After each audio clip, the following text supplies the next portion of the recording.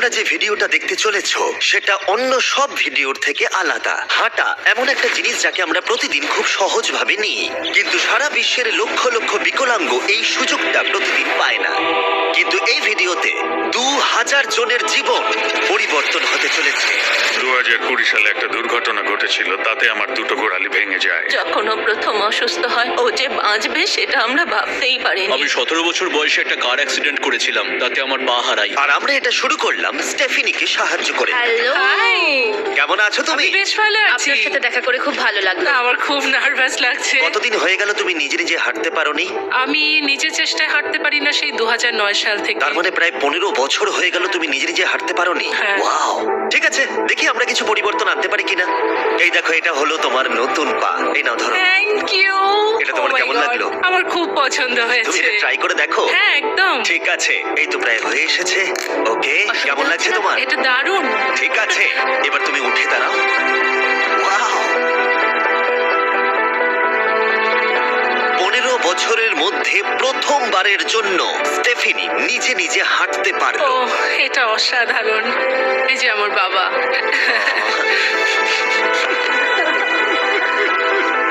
ওকে এতদিন পরে হাঁটতে দেখে আপনার ভালো লাগছে তো?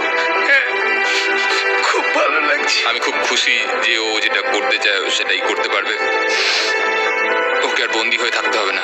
তোমরা সোজাসুজি এখন একে অপরকে দেখতে পারবে। আমরা নাচতে পারি। আর ওরা ঠিক এটাই করলো। স্টেফিনি এবং তার পরিবারকে সাহায্য করতে পেরে খুবই ভালো লাগছে। তাই আমরা একই জিনিস কলিনের সাথেও করলাম। তাহলে প্রায় 7 মাস হয়ে গেল তুমি হাঁটতে পারছো না। আমি তৈরি। তাহলে দেখা যাক।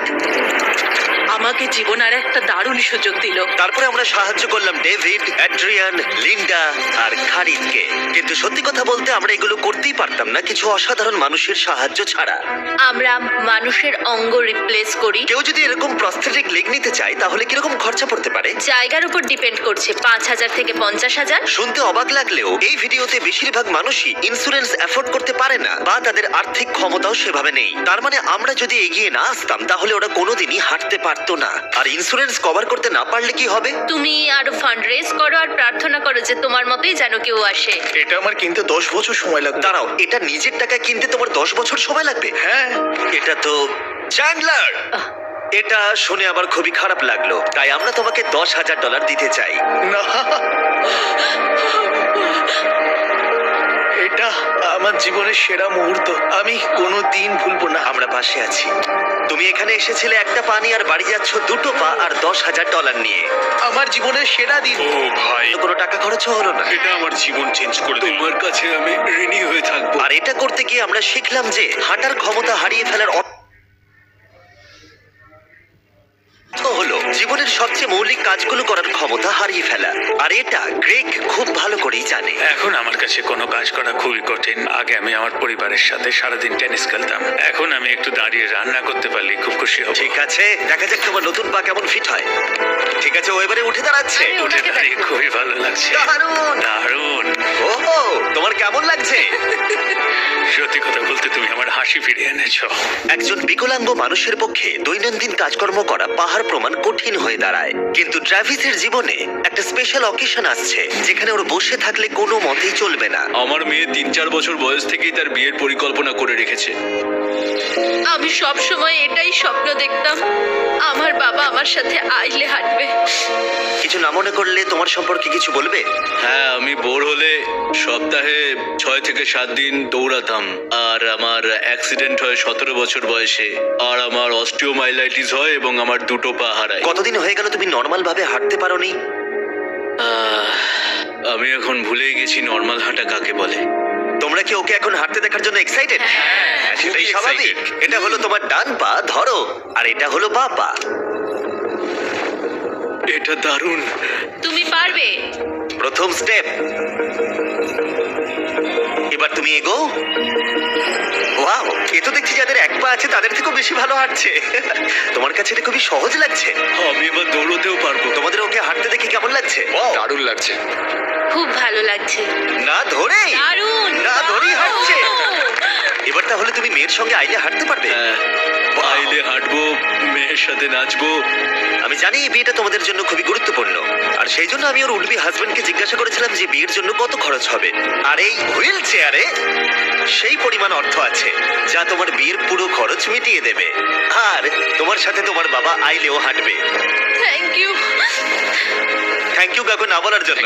আমরা আপনার কাছে কৃতজ্ঞ থাকবো। Thank you so much. একটা প্রশ্ন করব, বলছি আমরা কি নিমন্ত্রণ? হ্যাঁ, তোমরা কিন্তু ফেস্টিভ্যাল নিয়ে এসো। বেশ তাই হবে। ও কিন্তু মজা করছিল না।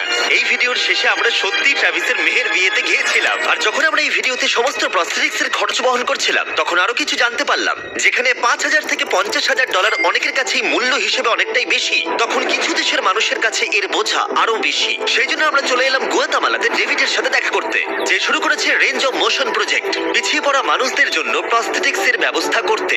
এখানে যে প্রস্তরিক গুলো সাপ্লাই হয় সেগুলো আগেকার টেকনোলজি, এখনকার টেকনোলজি নয়। কিন্তু এগুলো এত দামি কেন হয়? এখনকার টেকনোলজি গুলোর দামই অত্যাধিক বেশি। আর ডেভিড একটা সহজ উপায় বের করেছে যাতে কোয়ালিটি এক রেখেও এগুলোর দাম অনেকটাই কমানো যায়। এখানে যা কিছুই দেখতে পাচ্ছ তার সবটাই রিসাইকেল প্রসেসের মাধ্যমে করা হয়েছে। তার মানে এই রুমে যা যা রাখা আছে সেগুলো অন্য প্রস্থেটিক থেকে রিসাইকেল করা। আর বেশিরভাগটাই কিন্তু ফাংশন। তোমাদের কাছে প্রস্থেটিক থাকলে আর ডোনেট করতে চাইলে একে ডোনেট করো অন্যদের সাহায্য করার জন্য এই ওয়েবসাইটে গিয়ে। সেই জন্য এটাকে কম দামে বানাতে পারছে গোটা পৃথিবী জুড়ে যাতে গরিব মানুষদের সাহায্য হয়। আর সেই জন্য আমরা গুয়াতামালাতে আরো অনেক বেশি মানুষের জীবন পরিবর্তন করতে সাহায্য করতে পারবো।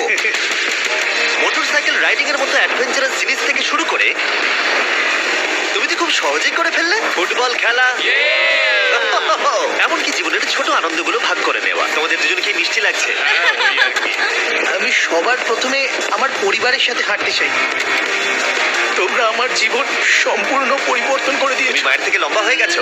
নিজের পরিবারকে হাত করা। তোমরা সবাই কেমন আছো? সবাই একসাথে প্রথম স্টেপ ফেলো। এমনকি বাচ্চাদের স্বনির্ভর হতে দেখা। জীবনের যে কোনো পর্যায়ে একটা অঙ্গ অনেক কিছু বদলে দিতে পারে। আর এইভাবেই দিনের শেষে আমরা অনেককেই সাহায্য করলাম, কিন্তু আমাদের অভিযান সবে শুরু হয়েছিল। তুমি বলতে চাইছো অনেক মানুষই এই সুযোগটুকু নিয়েও পায় না? আসলে এটা একটা খুবই রুক্ষ পার্বত্য জায়গা। এখানে প্রচুর নদী আছে, চারিদিকটা জঙ্গলে ঘেরা, তাই চলাফেরা করার জন্য এই জায়গাটা খুবই কঠিন, যেটা রুগীদের পরোক্ষভাবে বাড়িতে বন্দি করে রাখে। এই জন্য ডেভিড মাঝে মাঝেই তার ক্লিনিক থেকে বেরিয়ে পড়ে আর পেশেন্টদের তাদের বাড়িতে গিয়ে দেখা করে, যেখানে বেশ কিছু প্রতিকূলতাও আছে। তোমার ট্রাক কোথায়? আমি তো ভাবলাম তোমাদের গাড়ি করে যাব। না না, আমি আমাদের কোনো গাড়ি নেই। তাহলে ওই প্রত্যন্ত জায়গাগুলোতে যাওয়ার জন্য তোমার কাছে কোনো গাড়ি নেই? না। রবদের বেশিরভাগ টাকাই তাদের স্টাফ এবং প্রস্থেটিক তৈরি করতে চলে যায়, তাই পেশেন্টের কাছে পৌঁছানোর জন্য গাড়ি কেনার টাকা তাদের কাছে থাকে না। কিন্তু এটা এখনো অবধি, আমি মিথ্যে বলছি না, এটা তোমার গাড়ি। যদি না হয় তাহলে সাইডে রব লেখা আছে কেন? আমরা স্টাফদের বলে দিয়েছিলাম কেউ যেন ওকে না বলে। এই ব্র্যান্ড নিউ $65,000 গাড়িটা প্রত্যন্ত জায়গায় যাওয়ার জন্য একেবারে উপযুক্ত। থ্যাংক ইউ ভাই। কনগ্রাচুলেশন। চলো যাওয়া যাক আর কিছু পা বিতরণ করা যাক। চলো যাওয়া যাক। আমরা গুয়েতামালা সিটির ভিড় থেকে অনেকটাই দূরে গেছিলাম, আর তখন আমি বুঝলাম ডেভিড এই জায়গাগুলোর কথা মজা করে বলেনি। এই জায়গাগুলো সত্যি দুর্গম। আমরা একটা বাড়িতে গিয়েছিলাম যেটা অবস্থিত ছিল একটা জঙ্গলের মাঝে, এমনকি একটা ভলক্যানোর পাশে। এবার আমি বুঝলাম এই গাড়িটার দাম এত কেন বেশি। ও মাই গড! আমি তো এই রাস্তায় নর্মাল গাড়ি চালানোর কথা ভাবতে পারছি না। ফাইনালি আমরা পৌঁছে গেলাম, আর ভলকানো পেরিয়ে আমরা কেভিনের সাথে দেখা করলাম। হ্যালো, যার বাদিকটা পড়ে গেছিল, আর 24 বছর আগে ও একটা অ্যাক্সিডেন্টে নিজের পা গুলো হারায়। তুমি একটা ভলকানোর পাশে থাকো, কিভাবে থাকো এখানে? এখানকার মাটি তো খুবই রুক্ষ। হ্যাঁ, এটা ঠিক বলেছো। এটা ওর জন্য খুবই কঠিন। একজনকে সবসময় দরকার যে ওর হুইল চেয়ারটা ঠেলে নিয়ে যায়। আর এই হলো তোমার পা। ধন্যবাদ। তুমি প্রথম স্টেপ ফেলতে চলেছো।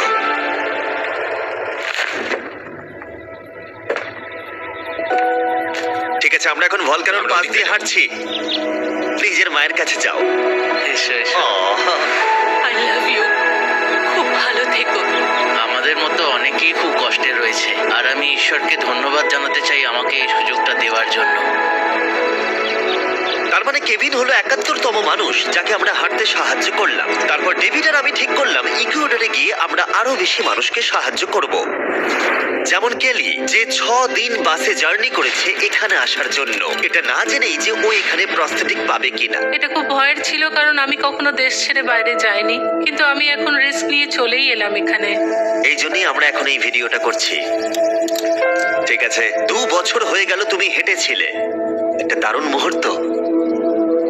তুমি প্রথম স্টেপ ফেলো। খুব খুশি।